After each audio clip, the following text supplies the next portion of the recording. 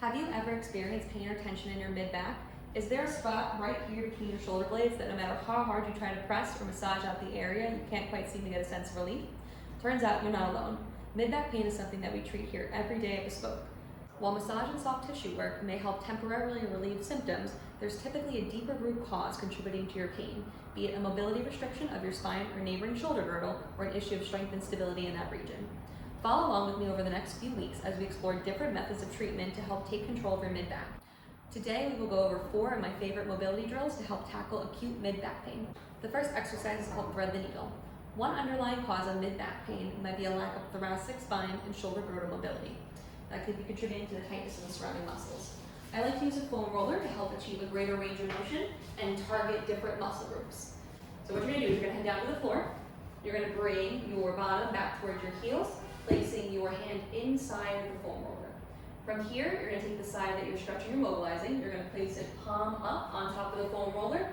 You're then going to roll through your supporting arm, pressing slightly down and out towards the opposite wall, holding for about 15 seconds, and then coming back up.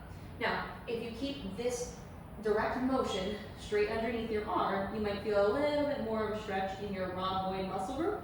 Whereas if you slightly angle your direction up, you may feel a little bit more in your lats. Now with this exercise, you can perform it more for movement. So you can do about 10 to 15 repetitions in a row, holding for about 2 to 3 seconds at the end. That way you're more working on the spinal mobility throughout the vertebrae. Or if you're looking to combine it with a little bit of a deeper muscular stretch, you can have a prolonged hold. Usually I do it about 4 to 5 times, holding for about 15 seconds. Another rotation-based exercise that can be helpful, improving restrictions in this area, can be used in a half kneeling position done at the wall.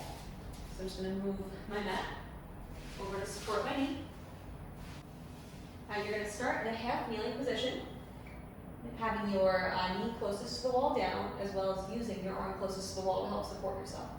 From here, you're going to bring your outside arm to meet the inside hand. You think of opening up your arm and shoulder to the opposite side wall. Now, key here is that you try to not move your lower body or your hips.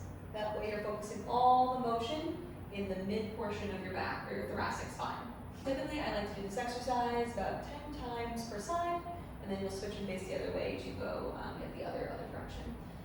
Aside from restrictions in rotation, people may also have stiffness in flexion and extension directions of movement. While most of our flexion and extension does occur in the lumbar spine, a lack of mobility higher up can often contribute to muscle imbalances throughout the entire spine. Once again, we're going to use a wall to help improve our thoracic extension mobility. This next drill is also great if you're someone who experiences tightness in your lats. What you're going to do is position yourself about an arm's distance length away from the wall. From here, you are going to anchor yourself into the wall, sending your hips back, thinking about pressing your chest down towards the floor, and then coming back up. Lastly, we will use our foam roller to help continue making improvements in our thoracic extension. This drill can be extremely useful if you've helped to narrow it down to a few areas of discomfort and a few levels of your thoracic vertebra. Position the foam roller so that it starts at the bottom part of your scapula or your shoulder blades. So from here, I'm going to support my head as well as bend my knees, keeping my feet flat on the floor to protect my low back. And you're going to use the foam roller as a fulcrum to extend over the foam roller. Now to get to the next vertebral level, what I'll do is I'll just scoot down about 1 inch and perform the same exact motion over the next level of vertebrae. All right, that is it. Thanks for following along, and tune back in next week as we tackle part 1 of our mid-back stabilization series.